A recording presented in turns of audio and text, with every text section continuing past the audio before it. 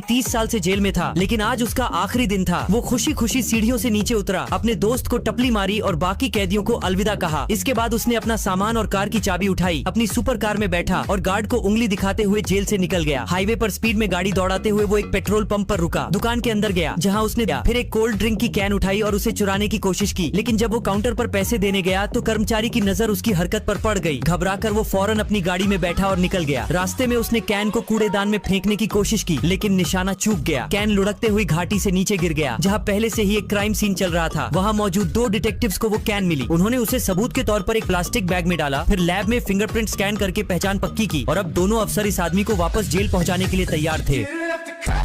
दोस्तों, एक सेठ के पास 19 हाथी होते हैं। एक दिन सेठ की मौत हो गई। जब वसीयत खोली गई तो उसमें लिखा होता है, आधा हाथी मेरे बेटे को दे दो, चौथा हिस्सा मेरी पत्नी को और 5वां हिस्सा मेरी बेटी को दे दो। कागजात पढ़कर लोग हैरान हो गए कि 19 हाथी का आधा कैसे किया जाए। इसका आधा तो 9.5 होता है। किसी को समझ नहीं आ रहा। तभी एक महावत उसी रास्ते से अपना हाथी लेकर जा रहा होता है। उसने सुना तो वह भागता हुआ वहाँ आया और बोला, 10,000 रुपए लूंगा, मैं बंटवारा कर सकता हूँ। लोगों ने कहा, ठीक है ले लेना, पहले बंटवारा तो करो। महावत बोला, देखो 19 हाथी हैं, एक मेरी भी ले लो, टोटल हुए 20 हाथी। अब सुनो, 20 का आधा मतलब 10 हाथी बेटा ले ले, 20 का चौथा हिस्सा मतलब 5 हाथी पत्नी ले ले और 20 का 5वां हिस्सा मतलब 4 हाथी बेटी ले ले। अब 10 हाथी बेटे ने लिया, 5 हाथी पत्नी ने लिया और 4 हाथी बेटी ने लिया। हो गया 19 हाथी का बंटवारा। अब 10,000 रुपए दो और मेरी हाथी मुझे वापस कर दो।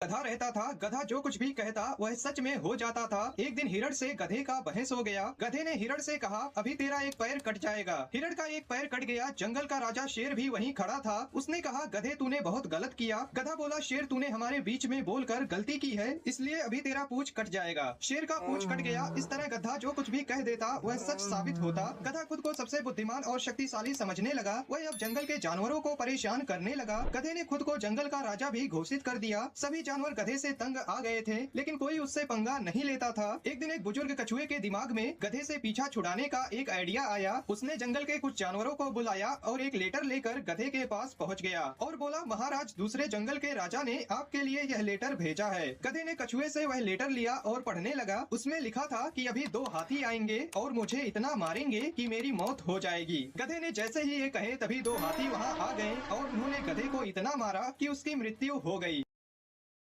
एक मूर्तिकार को मूर्ति बनाने का ऑर्डर मिला। मूर्तिकार जंगल में जाकर 2 बड़े-बड़े पत्थर ले आया। जब उसने छीनी हथौड़े से पहले पत्थर पर वार किया तो पत्थर चिल्ला पड़ा, बोला, मुझे छोड़ दो, बहुत दर्द हो रहा है। मूर्तिकार ने उसे छोड़ दिया। उसके बाद उसने दूसरे पत्थर पर वार करना शुरू किया और पूछा, क्या दर्द हो रहा है? तो दूसरे पत्थर ने कहा, तुम वार करते रहो, मैं मूर्ति बनने के लिए दर्द सहन कर सकता हूँ। कुछ ही दिनों में मूर्तिकार ने दूसरे पत्थर को एक सुंदर मूर्ति में कन्वर्ट कर दिया। जब लोग मूर्ति लेने आए और उसे लेकर जाने लगे तभी उनकी नजर पहले वाले पत्थर पर पड़ी जो कि वहाँ रखा था। लोगों ने कहा, यह पत्थर भी दे दो। मूर्तिकार ने कहा, ये पत्थर मेरे किसी काम का नहीं है, आप इसका क्या करोगे? लोगों ने कहा, मूर्ति मंदिर में रहेगा तो इसे भी वहाँ ले जाकर रख देंगे, नारियल फोड़ने के काम आएगा। दोस्तों, फिर क्या था, दूसरे पत्थर की पूजा होने लगी और पहले पत्थर पर हर मिनट में कोई ना कोई आता और उसके सर पर नारियल फोड़कर चला जाता।